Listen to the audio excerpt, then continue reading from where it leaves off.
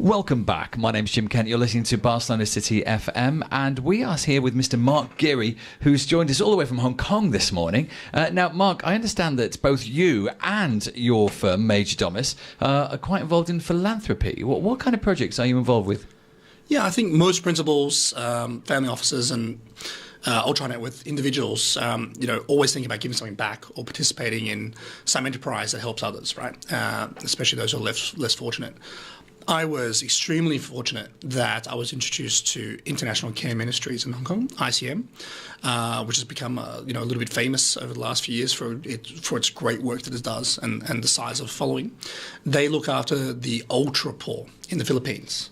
And they have touched, I think it's coming up to 100,000 lives across a massive region on a very, very low-cost, budget. So, although the operating budget is now $10 million US dollars, their cost to operate is something around 7%.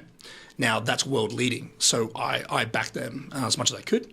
And I'm on the advisory board. And, there's a lot of great advocates of the work of ICM helping the ultra poor in the Philippines. Now, why that's important is because there's people living in poverty and then there's people living in ultra poverty, which is defined as under 50 cents a day. So if you can bring them out of that and then into poverty and then out of poverty into some semblance of life, then you've saved lives, right? So we're dealing with people who have lost children due to poor hygiene, malnutrition, things like that, who aren't very good, with math or English, and so getting ahead and starting a business is very difficult. So, you need certain principles to be able to bring them out of poverty and give them hope in delivering a future to them. So the key thing that they found over, I think, 10 million data points, I think that that's the right number. And Yale, a PhD student in Yale, is actually doing a study on these $10 million points. They found that giving someone some tools gave them the hope to go on to use those tools to bring themselves out of their situation into a new situation. So amazingly, it wasn't giving them a house or a toilet or just giving them money. They go through a program which shows them certain things and gives life values, hope, and delivers tools to bring them out of hope. So that's a big one that we follow. We just had a banquet in the Sydney chapter. The Hong Kong banquet is pretty famous. I think last year we raised something like $1.6 million US dollars on the night. So it's becoming an ever-increasing, well-loved charity in Hong Kong and in other countries as well.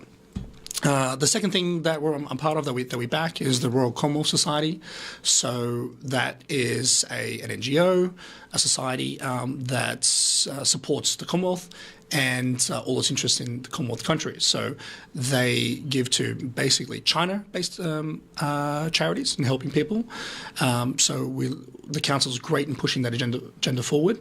And of course, there's a lot of political contacts there that can help do things for these charities. So typically we have an event or something on every month. So it's quite onerous in its activities. And that's good because you have a lot of guys volunteering to help push out these agenda items. We're having an event in a couple months, which will be on Brexit, actually. So that's going to be a very interesting thing to bring opinions on that particular subject in the China market. And the most recent thing that we did, which I think I see you found something there, is the Victoria Hope Scholarship. That's right. Yeah, we saw this on your website. Looks interesting. Is this a young lady that you know, perhaps? Yeah, actually, no. Victoria's my daughter. So Victoria Hope. Hope is her surname. We left off our surname. The one thing we hadn't done over the last 10 years was something on education. And I'm an alumni of Sydney Uni. I finished my finance masters there, and I'm just finishing my masters of business law now. I just finished like a few weeks ago. And so when I graduated, even though I'd known guys at Goldman Sachs and other banks and hedge funds, until I finished my degree there, I didn't get the calls. The week I left, I was getting calls from everyone once I finished. So I wanted to give something back in the education sphere, especially the university that's been good to me. Great people, great university to study in, one of the best schools in the region for law and business in Asia Pac. And so this one is for disadvantaged students, people who maybe don't have the exact grades to get into the business school in the finance field, and who maybe don't have the funds to fund their education. So it's one thing having your school costs, your fees deferred. it's another thing to live in Sydney and go to school every day. You need cash, right? And, I wasn't disadvantaged, but it's not like, I came from a very hard-working middle-class family. And my mother brought me up, generally with my sister. So it was a single-parent family, trying to make ends meet over the period. And I thought, well, there's going to be other families out there who want to send their kids to a top university, and maybe they could do a little bit of help. And it's not just enough to get in. You also need to fund yourself. So the Victoria Hope Scholarship, which is named for our daughter, aims to answer that problem. And so it's a perpetual scholarship. So it'll be there every year, past when I'm no longer here, past no longer when my daughter's no longer around. Hopefully forever. So what we're doing is a 5-year test, 5-year annual scholarship with the university, tweaking it. To see how we can apply it to disadvantaged people who want to go to business school and study finance, and then it will convert to a perpetual scholarship, in perpetuity, to fund disadvantaged students looking to go into the field of finance. I guess your daughter's a little too young to realise that her name's on the wall somewhere. Yeah, she's every time I say a number, she's actually 1 month past that. So every time I say 6 months, my wife says it's 7, and now that I've been saying 7, it's actually 8. So she's 8 months old. I don't think she knows who I am yet, although I'm the one that gives her cuddles and kisses. But you're right. When she's a teenager, she'll know that the scholarship was seeded in her name, and I conceived the idea on the day that she was born. And I really wanted to put something in her name. And hopefully she goes to a great school like Sydney Uni. I don't know which country she'll be in or what she'll be doing. Hopefully she works in Major Domus with her father, looking after the philanthropic arm, hopefully.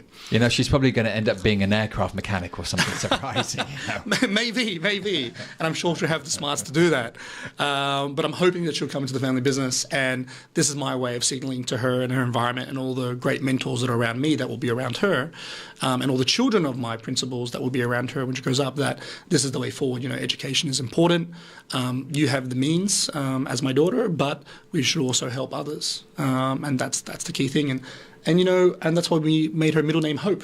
Hope is a shining light through the philanthropic arena, and it's important to those less fortunate than most others.